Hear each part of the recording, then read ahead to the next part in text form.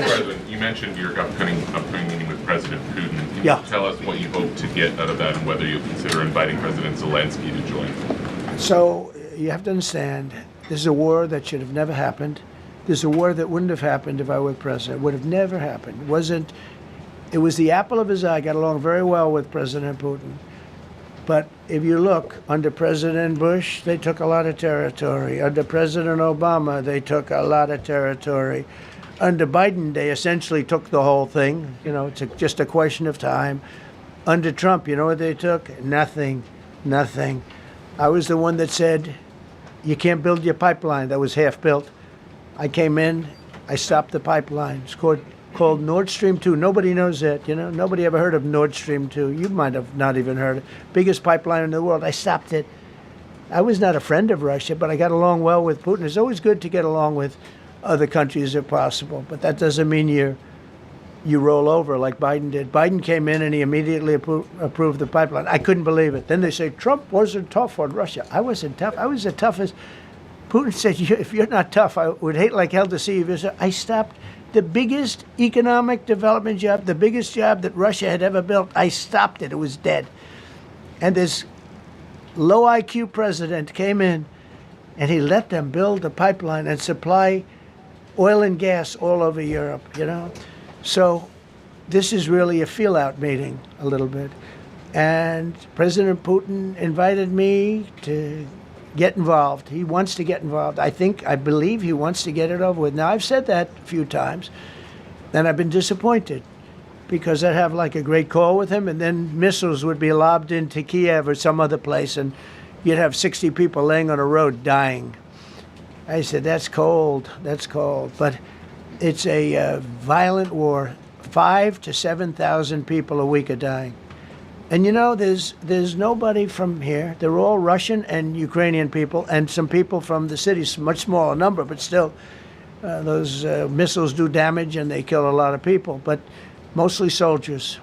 And they're young soldiers, although in the case of Ukraine, they're getting much older. They're drafting 60-year-olds now. It's a terrible thing to witness, and I think I have an obligation. Look, this is Joe Biden's war. This is not my war. I made a deal with NATO a month ago. You covered it very accurately, actually. We don't pay anything anymore. You know, we're not paying anything. They are buying things from us, and NATO is paying us. I got it raised from 2% of GDP to 5%. And they're paying us for everything that we send. We're not paying. But Biden approved $350 billion. Europe has spent $100 billion.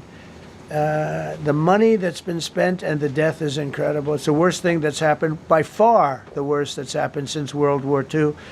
So I'm going in to speak to Vladimir Putin, and I'm going to be telling him, you got to end this war. You got to end it. And he wasn't going to mess with me. This war would have never happened. You know, we had a discussion about it one time, and we never had that discussion again. Would have never happened. And when the election was rigged, and then Biden took office, which was barely took office. The auto pen took office. Bad things started happening. Bad things, stupid things were said. And it ended up in a war. And you know, and I don't believe this will happen anymore because I have that pretty well covered. This could end up in a third world war. This could have been a third world war. I don't think that's going to happen now. But I thought it was very respectful that the president of Russia is coming to our country as opposed to us going to his country or even a third-party place. But I think we'll have constructive conversations. Then after that meeting, immediately, maybe as I'm flying out, maybe as I'm leaving the room, I'll be calling the European leaders who I get along with very well. And, you know, I have a great relationship, I think, with all of them. And I get along with Zelensky, but, you know, I disagree with what he's done. Very, very severely disagree. This is a war that should have never happened, wouldn't have happened. But I'll be speaking to Zelensky. The next meeting will be with Zelensky and Putin, or Zelensky and Putin and me. I'll be there if they need. But I want to have a meeting set up between the two leaders. I was a little bothered by the fact that Zelensky was saying, well, I have to get constitutional approval. I mean, he's got approval to go into war and kill everybody, but he needs approval to do a land swap. because there'll be some land swapping going on. I know that through Russia and through conversations with everybody, to the good, for the good of Ukraine. Good stuff, not bad stuff. Also, some bad stuff for both. So there's good and there's bad. But it's very complex because you have lines that are very uneven, and there'll be some swapping, there'll be some changes in land, and the word that they will use is, they make changes. We're going to change the lines, the battle lines. Russia's occupied a big portion of Ukraine. They've occupied some very prime territory. We're going to try and get some of that territory back for Ukraine. But they've taken some very prime territory. They've taken largely ocean, in real estate we call it oceanfront property. That's always the most valuable property. If you're in a lake, a river, or an ocean, it's always the best property. Well, Ukraine, a lot of people don't know that Ukraine was largely 1,000 miles of ocean. That's gone. Other than one small area, Odessa, it's a small area. There's just a little bit of water left.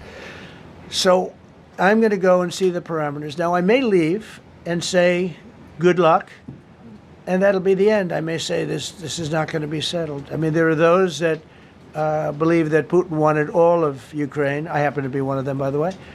I think if it weren't for me, he would not be even talking to anybody else right now.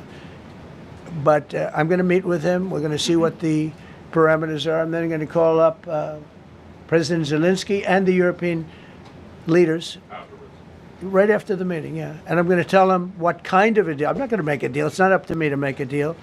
I think a deal should be made for both. I think Russia has to get back into building their country. It's a massive country. I think they have 11 time zones, if you can believe it. It's a massive, it's by far, from the standpoint of land, it's by far the largest.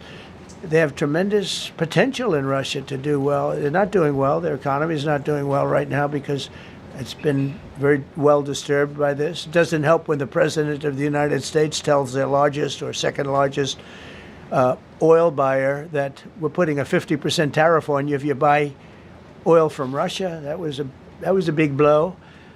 And then they say, gee, he wasn't so tough. Nobody else would have done that. And I haven't stopped there. I mean, look, I was all set to do things far bigger than that, but I got a call that they'd like to meet, and I'm going to see what they want to meet about. I'd like to see a ceasefire. I'd like to see the best deal that could be made for both parties. It takes two to tango, right? So ultimately, I'll have a meeting next week. I had a great relationship with him, considering the fact that, I was not nice to him because of the pipeline. I ended the pipeline. I also gave the javelins. Do you ever hear of a javelin? Javelin is called a tank buster. They say that Obama gave them sheets and I gave them javelins. If it weren't for me, all those tanks that were destroyed at the first days of the war because the tanks got stuck in the mud, some commander made a better. They would have been in Kyiv in 4 hours, going down the highway. But a Russian general made a brilliant decision to go through the farmland instead. And they just had torrential rains, and the rains were so bad, and it was mud, and those tanks got stuck in the mud. I don't know who that general is, but knowing Vladimir, he's probably not around any longer because all those tanks were stuck in the mud, and they went along with the javelins.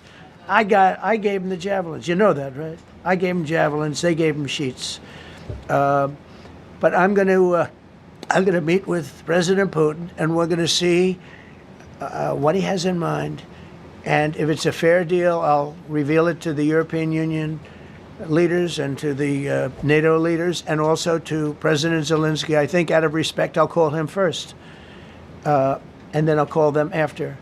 And I may say, lots of luck, keep fighting, or I may say we can make a deal. If not, I will tell you this. I've seen a poll coming out of Ukraine. 88% of the people would like to see a deal made.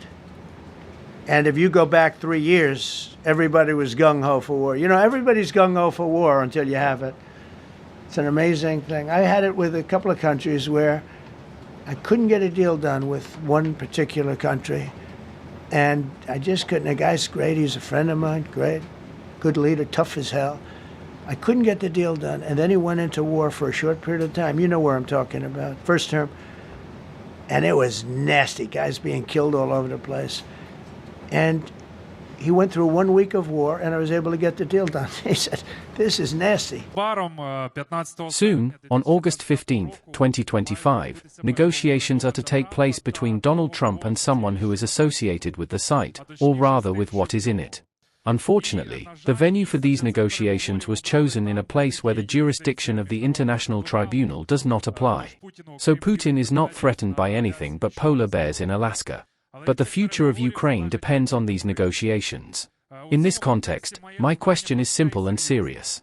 What are the red lines for Ukraine that we will definitely not cross in these negotiations? For example, the refusal to recognize the occupied territories, the protection of defense capabilities, and the unquestioned right to determine its own course toward NATO. Thank you. He started off very well and said that he was very grateful to our soldiers for the independence of the state. And in the end, he said that the most important negotiations would depend on us and on whom our future depends. I do not agree with this. With all due respect to you and your question, I believe that Ukraine's independence depends primarily on Ukrainians.